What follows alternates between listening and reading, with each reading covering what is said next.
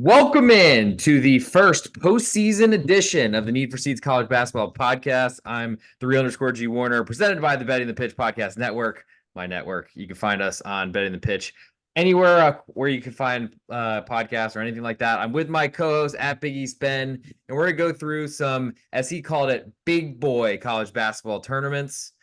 Starting on Tuesday, March 12th. We're recording this Monday, March 11th. Ben, how are you doing so far? Doing good, doing good. We had a quite the week last week. We're gonna try to keep that week going. I will admit my picks have not been on fire as of late, but it has been a really good season until right about as March started. But you gotta get in where you're fit in, and we'll start fitting in with the Big 12 conference tournament.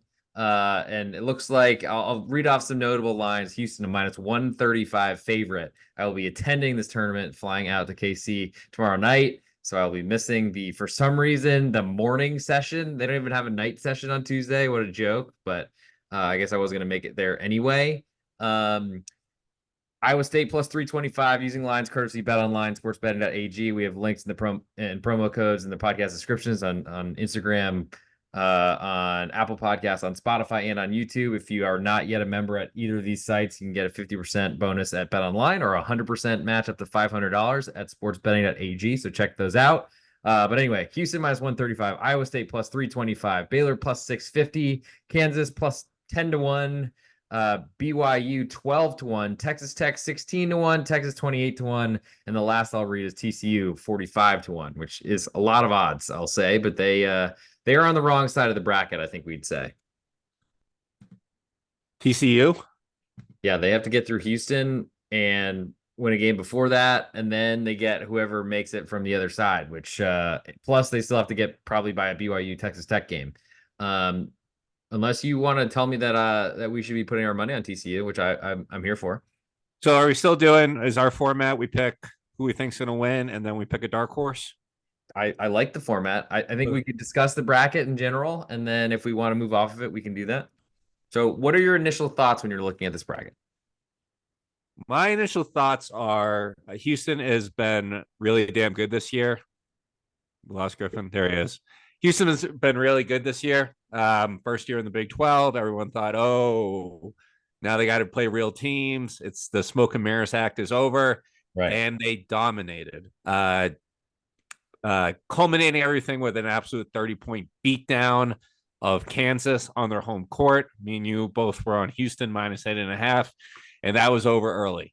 So these guys are the juggernaut in this conference. And then you got an Iowa State team who has exceeded expectations. I thought they were nothing in the non-conference. I thought a loss to Virginia Tech. And then once conference play started, starting with the big win over Houston and at Hilton, it's been an incredible run for TJ Otzelberger in the Iowa State Cyclones. Another team that also I think overexceed expectations that me and you really like is this BYU team. Shoot a ton of threes, not at the greatest clip, but they're but the volume plus they're able to defend pretty well in the half court, have a pretty good front court with the 1-2 punch of the Egyptian guy, and I'm blanking on the other guy's name. Nice. There we go. Hard-hitting analysis from the Need for Speed Basketball Podcast, recorded March 11th. We've been talking to these guys for literally what feels like forever. Khalifa, I want to say. There we go. Khalifa. And which are you talking about? A tall, long white guy? It's like Taki. Ali Atiki, yes. I don't even know how much he's playing lately. Yeah. So again, I don't like betting the winner at negative money here with Houston at minus 135. Yep. But I don't know who else to pick. I mean, Kansas isn't challenging them. Baylor is just way too inconsistent on defense. I think Iowa State has the best shot, but I think Houston is a way more talented team. Going chalk for this first one. I like Houston at minus 135. What about you? Okay, so I'm gonna talk a little bit about brackets here because the nice part is Houston is on the top side of the bracket as I'm looking at it, and Iowa State, Baylor, Kansas, Texas. I don't know if you'd go to Kansas State as a possibility, but they're on the bottom side, so they don't have to see Houston to the final. That's pretty great because it's hard to upset Houston and then still win another game. So I feel like that makes BYU and Texas Tech, TCU at that 45-1 odds. I mean, that's a gigantic number for a team that I think is competent. But I think they have too hard of a road. So I would look the other direction, or at least to the other side of the bracket. Iowa State, I think we'll have a lot of fans there. Supposedly every March they drink all of Kansas City out of Busch Light, I think it is, which is surprising, but I guess that's their favorite type of beer, or maybe Natty Light. I want to say it was Busch, is what I heard before. Who knows? Hopefully I'll be able to find out, though I doubt I'll be having a single one of those. Um, from when I look at the Baylor perspective, I mean, you put it on the head. I don't think they can play defense enough, but they're going to get a pretty weakened Kansas team. It looks like. If they get through Cincinnati, West Virginia winner. And then I don't know, does Texas is a little bit scary as a 7th seed, I guess, but probably Kansas is more scary, especially what should be a decent KU crowd. As those are the tickets I'm expecting to sell to Kansas fans, hopefully, because I have an extra one. But I feel like if I'm picking something that's from the bottom side of that bracket, and I think I will go. I mean, it's really hard to take Baylor because they got to get through Kansas and then Iowa State with a questionable defense. So I think I will pick Iowa State as my winner. The problem is there's not a huge amount of like money that you can make on that, but I guess it's better than the alternative ish or something like that. So Okay. that's Plus my 325 Iowa State. Locking that in. let's go plus 325 Iowa State. Long shot. I love the idea of TCU, but I think that's too hard to do. BYU 12-1 seems interesting, but they're gonna have to get through Houston most likely in that and then win another game, like I said. And that's really hard to do. Yeah. Yeah. I was thinking about BYU for my dark horse, Okay. but I am going to go with. The horns. You gotta put your thumb a little bit lower. No, you almost did a bad thing there.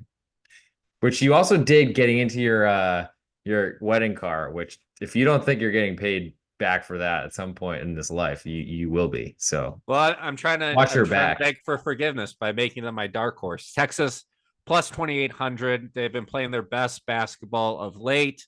Really should have ended the season with 4 straight wins after that Kansas beatdown that you witnessed, but they couldn't hold on against Baylor.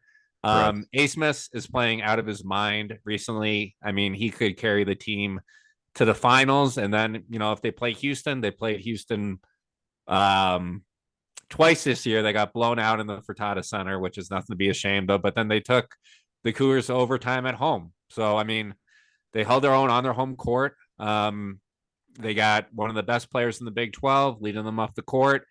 Any is Disu? Is he good? I don't have any updated injury reports. I wish I had more moles Okay. in the system. And the nice part, though, Texas on that side of the bracket is maybe Houston isn't there because they're more focused on the NCAA tournament and someone could take them out early, which would be huge and would be great if you're blocking in that 28-1 on Texas pre-tournament. If not, you probably, and you're rolling over a money line, each time they play, you probably want to see Houston in that final, though that would be very, very scary. Next tournament that starts on Hey, Tuesday. who's your dark horse? I'll go with BYU 12-1. Okay. Because that feels like a graphic, which I need to retweet the last one we did, or you did. Next one that starts on Tuesday, the America East. No thanks. The Conference USA also Nope. today. Nope. Don't want to do that one. The real conference that Houston just left, or the fake conference, the American Athletic Conference. I don't want to spend too much time on that, but I would take Memphis. 5-1 odds. So FAU plus 160, South Florida 4-1, SMU 4.5-1, Memphis plus 500. I also like it because it seems like they're gonna have to win the tournament to get into the bracket. Clearly, they have a ton of talent. Clearly, they also have a lot of flaws. I'm very interested if I had to pick one that isn't Memphis because we can't really do it all together.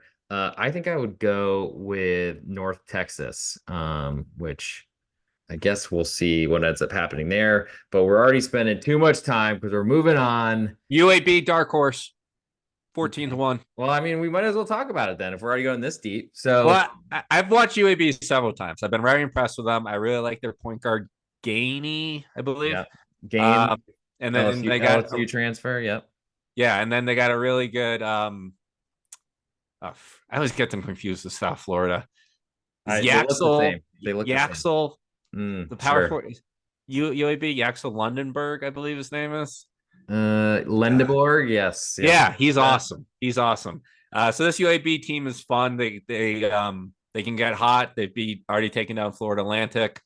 Really good end to the season, and I think they are involved in a match fixing scandal with their most recent blowout of Temple. I don't know who's fixing matches on that side, if it's UAB or Temple, probably Temple, but you never Probably know. not the team that won by 40. Probably Yeah. the other one that's in a interesting part of this country that might have been mafia dominated for its entire existence. I'm not sure. So when we look at the bracket, we got South Florida at the top, number 1 seed, incredible. Joe Lenardi's completely turned face and put them into his bracket, at least the last time I saw, after saying they were not even in conversation just like 3 days before that. But that's the easy side of the bracket. Problem for UAB is they got Memphis on that side at the 5 seed. Of course, Memphis could lose to Wichita State or Rice. I doubt that happens. If you look at the bottom side, you got FAU. Unfortunately, that does really damage my North Texas interest. I think I'm interested in them hanging around with FAU after they get through Tulane, assuming they do that first round game or second round game, looks like on Thursday. Not really concerned about Charlotte. Think they've had a great year, but they're still limited. So I think the winner, if you're not playing FAU, it probably comes from that top side of that bracket, or at least maybe some good value up there. So I think I would be looking because FAU at plus 160 is not really They my ain't winning it. thing. No way. That team's fraud city. Wow, really? I'm not sure I'm with you there, but I think if Besides Griffin, besides the Illinois win, yeah, that was not they a win. That was not a win. why was why was that not a win? Illinois beat them. Makes my point even more. They should have won that game. Golden got injured. Yeah, Golden just hacked somebody every time down the floor, I Golden think. got sorry. Besides the Arizona win, when Ah, everyone was double overtime, they really haven't beat anybody. And I mean, they beat North Texas at home, UAB at home. I mean, they don't really their best they road beat win, and North I know Texas this on the road. I know that because I bet North Texas, and it was a close game. That's what gives me that some. was their best win. North Texas on the road. Which UNT is good, and they were pretty much full strength for that game, but they're not good in the eyes All of right, people that don't podcast twice a week. Okay, all we right. move We're on spending too much next. time. Next to March 13th, still in this day, after we gave a ton of CUS or American thoughts, we'll go to the Mountain West, which we were definitely planning to cover anyway. So let's jump into it, and I'll give you some interesting prices here. We got San Diego State at the favorite, plus 230. Utah State, the conference champions, regular season, 4-1 odds. Nevada, 450. Boise State, 6-1. New Mexico's plus 650. Colorado State, plus 725. UNLV, 8-1. And then a bunch of shit teams below that. Excuse my French, but I don't give Air Force and down a chance. What do you feel about San Diego State being the conference tournament favorites? As the 5 seed in the conference, you don't see that too often. Not too often. Nope. Yeah, I mean, San Diego State, I have not been impressed with. They cannot, I mean, drop their last one to Boise State, awesome game at home in overtime. And then they dropped the one before that at UNLV. So not closing with any kind of momentum. Um, I mean, I think my pick here for my favorite has to be, I think it's Nevada. I mean, I've been really impressed with their guard play. They have some big wins this year at Colorado State, beat Boise State in Boise.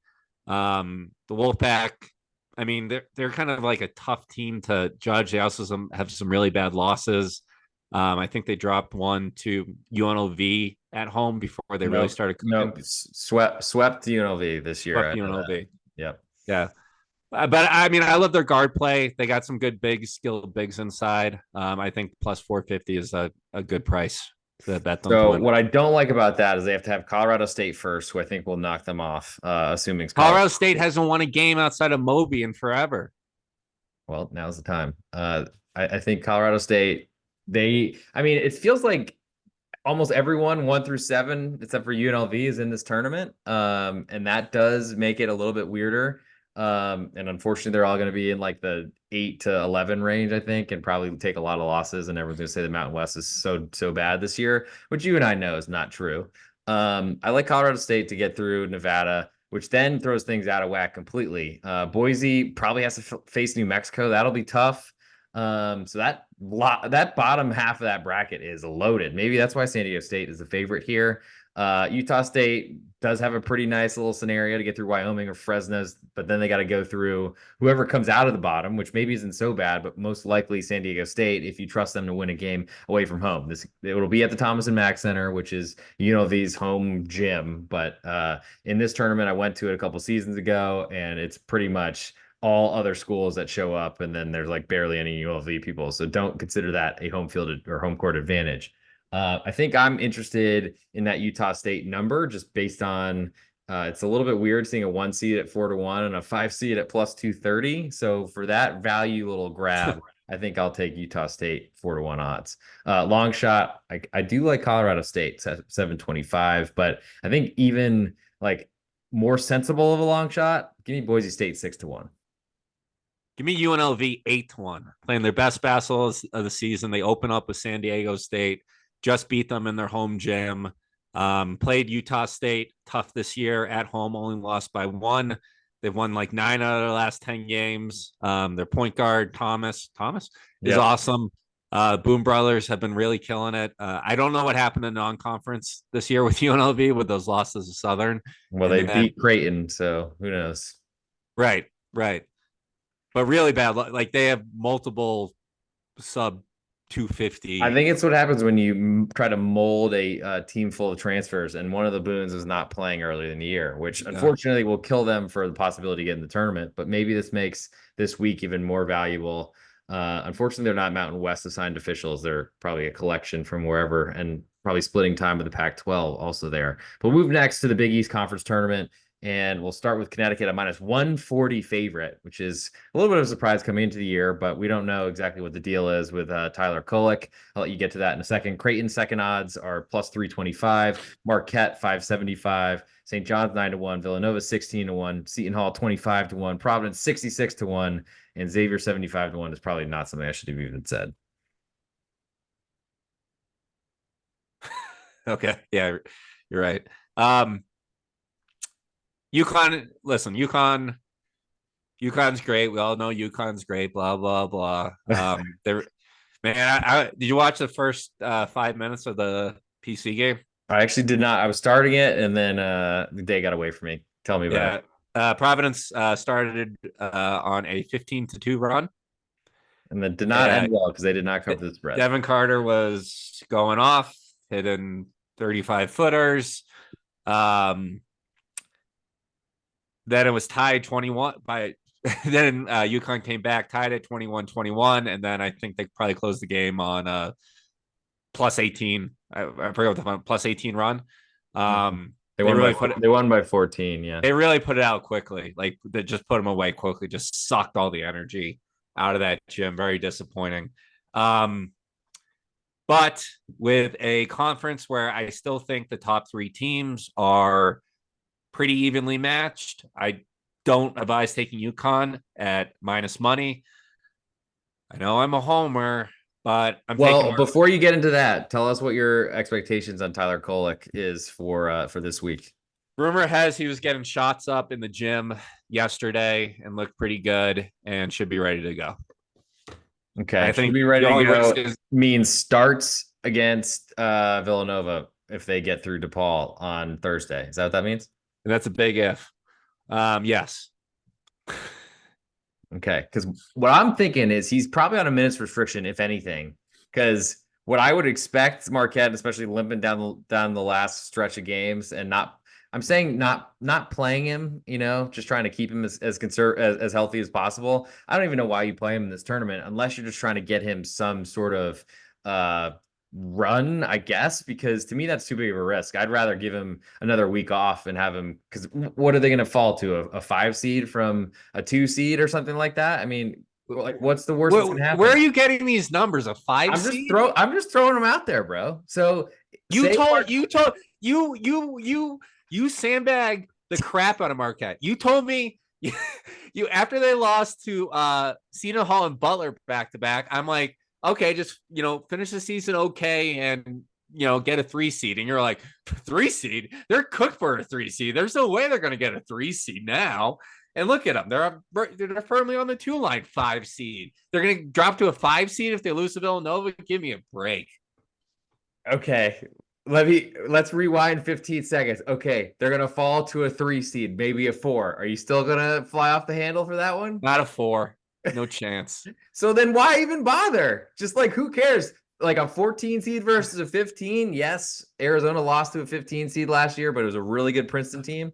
Like I don't even think I'd play him. I'd let him get as healthy as possible, that oblique. So if they do play him, then maybe he is very healthy. But I just saw that team last year against Michigan State in the second round when he was playing with one hand. And honestly, it didn't look that good. I think against Vermont in the first round of the NCAA tournament last year. So that'd be Well, my that's the game he hurt his hand in the Vermont game.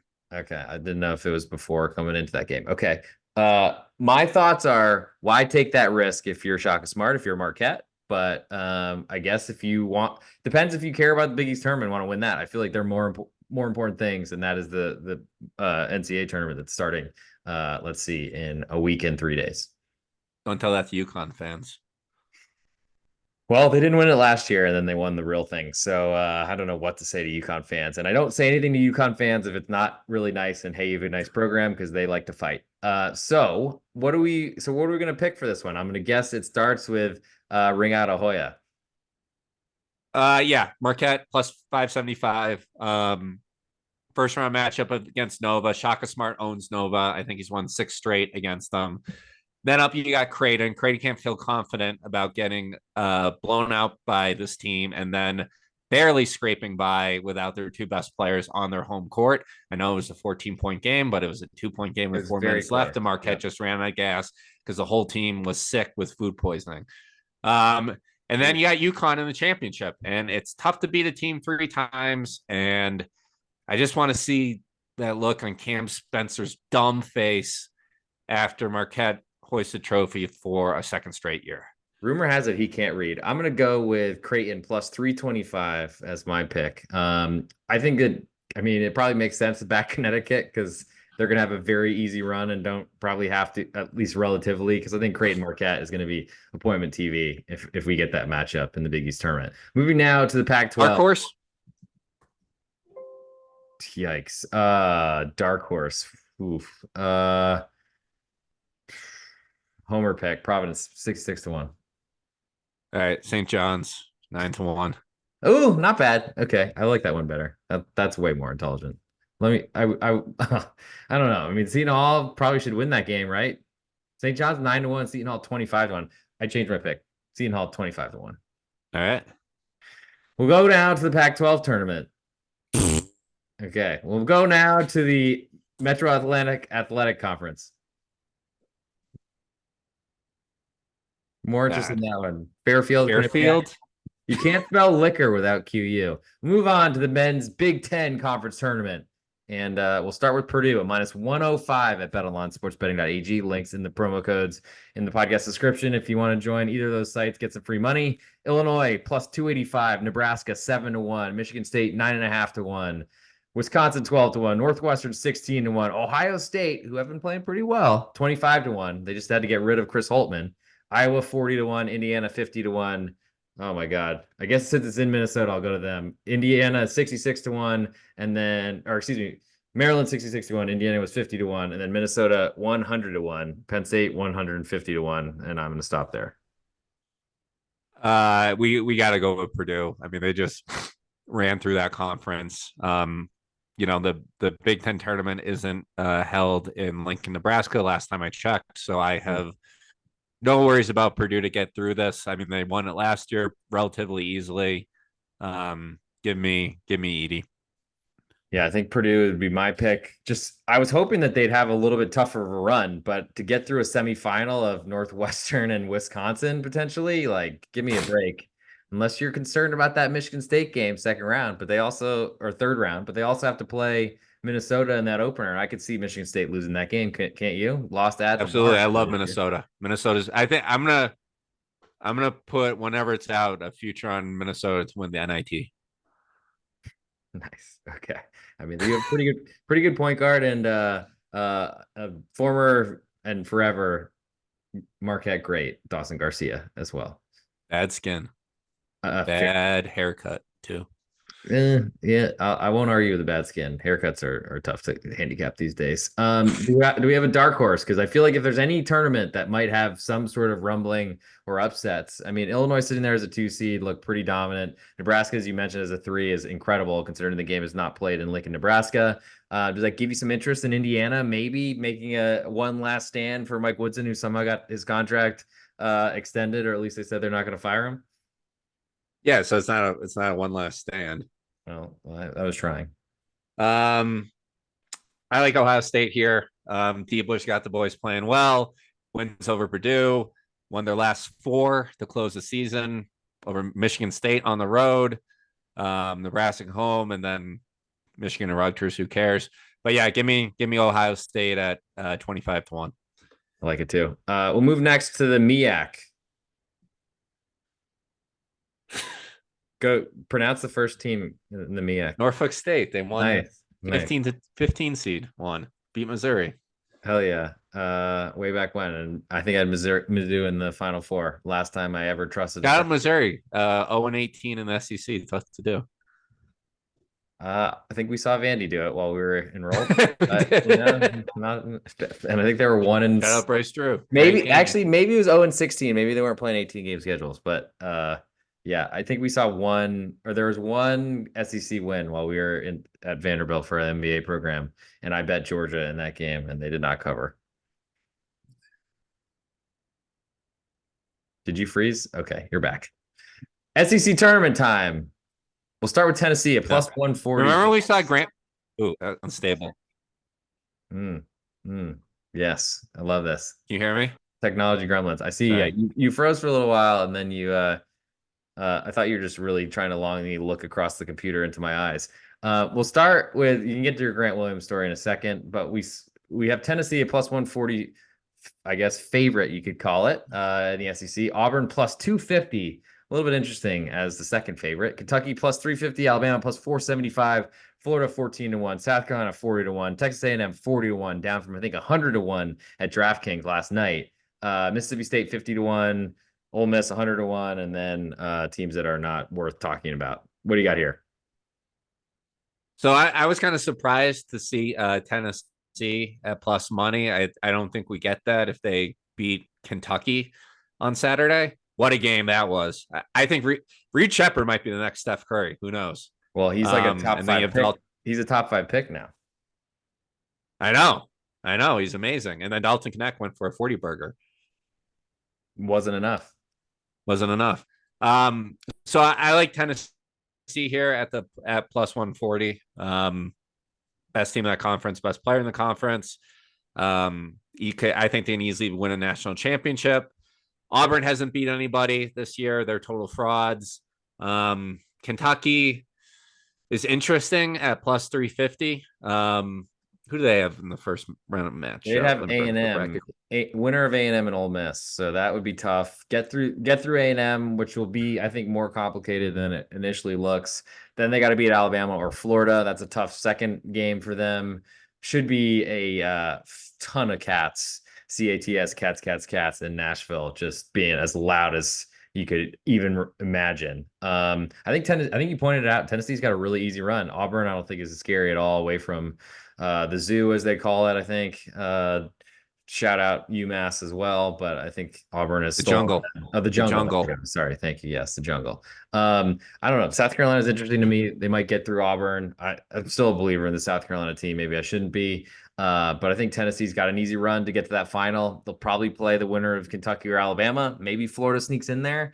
And then I think I'll probably be pretty interested in Kentucky at that point, as an underdog, slight underdog, I think, based on being a 9 or 8 point underdog on the road in Knoxville last weekend. But I think the safest play here is if you're trying to get a team that goes pretty far and has an easy run, I think Tennessee's that one.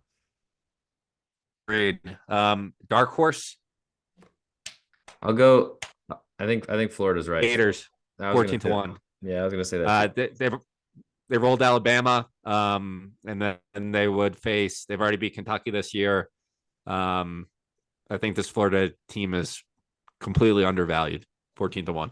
It helps when you lose to Vanderbilt to make you even lower valued. Let's go Screwed up my next. teaser. Ooh, sorry. I mean, those are the brutal ones when you take some big favorite that should not lose. I hope there was another leg that lost in that one. We'll move next to the Western Athletic Conference.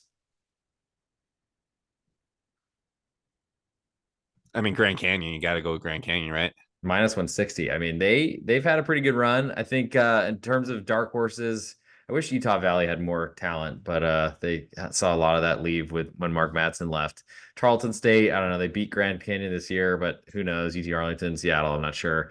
Big West, UC Irvine looks like the biggest favorite out there, minus 220, I think, of any I've seen so far. I mean, I got to go with my guy. It's Cal State Northridge, one of the best teams at covering the spread this year, 66 to 1. That would be, I mean, if we're talking dark horses, there certainly is a horse that has not ever seen the light. Move now to the MAC with 1A. Akron plus 160, Toledo plus 275, Ohio plus 325. Any of those interest you? I haven't paid I haven't paid too much attention to the MAC this year. Well, you should Um, because UMass is about to be there. yeah, dumb move. Last one. Um, Last one we'll do. Ivy League. Princeton minus 115. Other nerds, Yale 2-1. Cornell, who I think won the Ivy League regular season, but they're plus 325. And then Brown somehow snuck in 20-1. Got anything in that one? I like Yale plus Yale. 200. I mean, they're the best team. Unfortunately, they got to start with Cornell. That's going to be tough. They did lose at Cornell, but we're pretty much. I mean, I think they were a 2 or 1 point underdog on the road at Cornell. Pretty good sign that Yale's a better team. But then they got to get through Princeton as well. So I think I'm interested in the Princeton side. Minus 115 is not my favorite. So thank you for tuning in for the first of the many postseason episodes of the Need for Seeds College Basketball Podcast presented by the Bet and Pitch Podcast Network. If you're not a member of my Patreon, check it out, patreon.com/the_real_G Warner. Before we get out of here today, I think it's time for us to pick our favorite bet or favorite option, favorite even dark horse for one of these conference tournaments we touched on today. I guess you could also go a little bit deeper and throw out maybe a Grand Canyon minus 160, but I'm thinking the payout's probably not exactly what we're looking for. You can pick pretty much anything wherever you'd like to go, but just give me an idea of where you'd head it, and then I'll close it up with my pick. Yeah, so I mean, I think my favorite is Tennessee at plus 140. Okay. Favorite dark horse is hard. Very. I'll go with UAB, favorite dark horse. All right, so that is Tennessee plus 140, UAB 14-1 as best bets. And now, since you answered that way more quickly than I thought you would have, I have to think about mine really quickly. And I know the clock is ticking, tick tock on the clock. I mean, we didn't really talk about the Pac-12, so I'm a little bit interested in Colorado at plus 425. I think they can get to that final. Faced Arizona there last year, but it's time to jump in. So let's do it. This is the real_G Warner. This is the Need for Seeds College Basketball Podcast hosted by the Bet and Pitch Podcast Network. You just heard my co-host at Big East Ben. He's giving out a more sensible favorite potentially with Tennessee at plus 140 to win the SEC conference tournament. And then his dark horse, his favorite dark horse, are as UAB 49ers, UAB, whatever they are. UAB Blazers. There it is at 14 to win up. 14-1 odds to win the American. For my best bet, or I guess to follow that same type of strategy, I'm really interested in Utah State, a 4-1 underdog to win the Mountain West. They're the 1 seed of the Mountain West and have to potentially get San Diego State in the second round. But I think there's more carnage potentially coming from the other side of the bracket. So that interests me there. I also do like, as much as Ben's going to love to hear me say this, I do like Creighton potentially getting a limited Tyler Kolek back on the floor. And I think that's a pretty big difference for two teams that are pretty equal. For my best bet, though, I'll go that Utah State 4-1. Go grab UAB, a 14-1 dark horse. And that'll do it for this episode of the Need for Seeds College Basketball Podcast. Unless, Ben, you have something to say to my best bet, because it looked like you were thinking about something. No, I wasn't. I mean, it's a dumb pick, but I just wanted to congratulate you on and myself on a great regular season. If you haven't retweeted the graphic yet, but we went 57% in total bets overall and 63% in best bets combined. We're pretty even, actually, overall record. But just a great regular season, and this is only the beginning. More to come, baby. And we will be with you. Do we want to do a Thursday night podcast or Friday night podcast this week? Probably not a lot to do there. Are we going to be back next when the brackets come out? What's the plan? I think we should do Thursday and Friday because Thursday night for Friday games and Friday night for Saturday championships. All right, that sounds good. So we'll see you Thursday night, probably for a late type of release because I will be at the Big 12 conference tournament. But we'll record it. We'll get it out to you. Check the feed. Make sure you subscribe at @the_Real_G Warner on Instagram, Patreon, Twitter, YouTube, everything. And we'll talk to you very soon.